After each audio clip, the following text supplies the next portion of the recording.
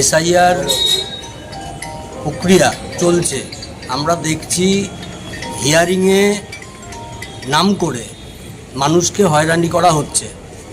2002 সালে ভোটার লিস্টে নাম আছে, তারপরও তাদেরকে হিয়ারিংয়ে ডাকছে।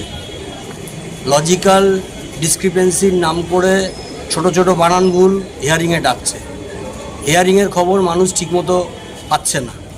তার ফলে এই সামগ্রিক ব্যাপার নিয়ে সিপিআইএম পশ্চিমবঙ্গ রাজ্য কমিটির পক্ষ থেকে দিল্লি নির্বাচন কমিশন, রাজ্যের নির্বাচন কমিশনকে জানানো হয়েছে, কতগুলো দাবি পেশ করা হয়েছে। আমরা আজকে মহেশতলা বিধানসভা নির্বাচনী কমিটি সিপিআইএমের পক্ষ থেকে বিডিওর কাছে আমরা ডেপুটেশন দিয়েছি, আমাদের দাবি সনদ পেশ করেছি, যাতে হিয়ারিংয়ের মাধ্যমে, এসআইআর হিয়ারিংয়ের মাধ্যমে সাধারণ মানুষকে হয়রানির মধ্যে না পড়তে হয় এবং প্রবীণ অসুস্থ ব্যক্তি তাদেরকে এই লজিক্যাল ডিসক্রিপেন্সির মাধ্যমে তাদেরকে ডাক করানো হচ্ছে, সেগুলো যাতে বিকল্প ব্যবস্থার মধ্যে দিয়ে তাদের কোনো অসুবিধার মধ্যে না পড়তে হয় সেই সমস্ত দেখার কথা আমরা বলেছি। এগুলো আপনারা তাড়াতাড়ি পদক্ষেপ গ্রহণ করুন। যদি পদক্ষেপ গ্রহণ না করেন, পরবর্তীকালে সাধারণ মানুষকে নিয়ে আরও বৃহত্তর লড়াইয়ের দিকে সিপিআইএম যাবে।